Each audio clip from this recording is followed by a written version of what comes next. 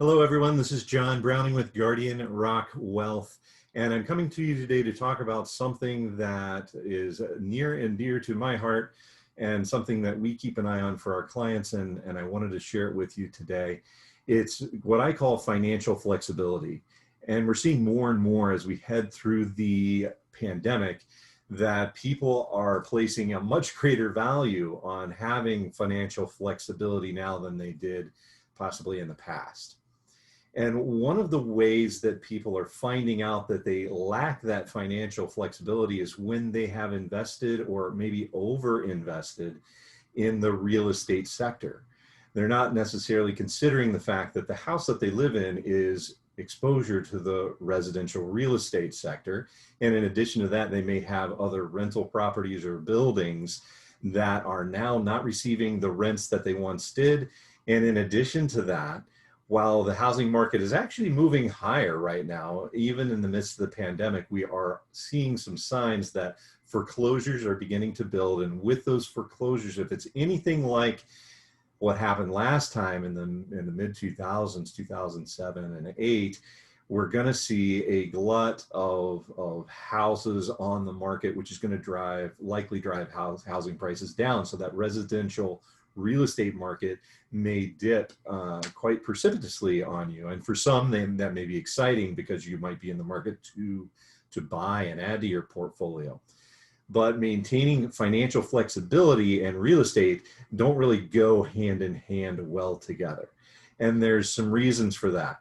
When you own residential real estate or any type of real estate, it's not like you can just go to the market and sell it immediately and have your money in your checking account in the next day or two. First of all, it takes time to sell any type of property. You also have to, generally you're going to have to enlist the help of a real estate agent, some legal help, as well as possibly get involved with a bank. There also might be some inspections that need to be done.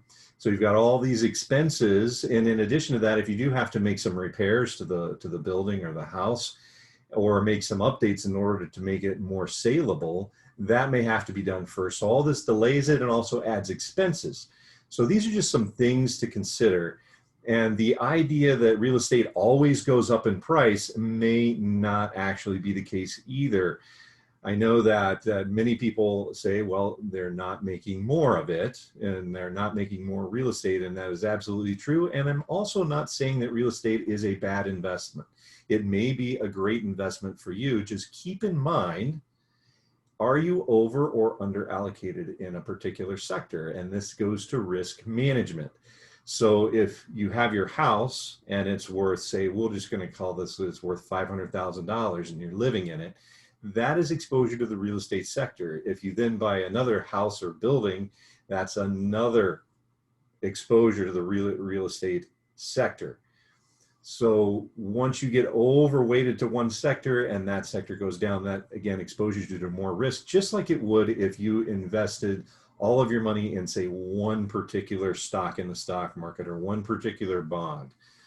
So keep this in mind and keep that financial flexibility in mind, even though you're not getting a statement every single month showing you like you get with your stocks and your bonds and your investments showing going up and down and up and down. Your real estate prices may very well be moving up and down as well.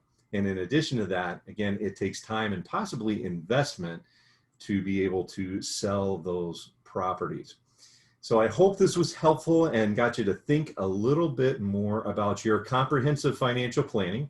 Again, that's what we do here at Guardian Rock Wealth, is we help you with your comprehensive financial planning. And that includes thinking through real estate. It also includes thinking through insurance and how to hold that real estate. Should you hold it in a trust or in your personal name or through an LLC? These are just some of the questions that we help you answer, and we would be glad to sit down and talk with you. There's a link if you're looking on YouTube or any of the social media platforms down below. You can subscribe to our information or go to guardianrockwealth.com and fill out the contact us information, and we'll be glad to give you a call or do a Zoom video just like this. And we hope you have a great rest of your day.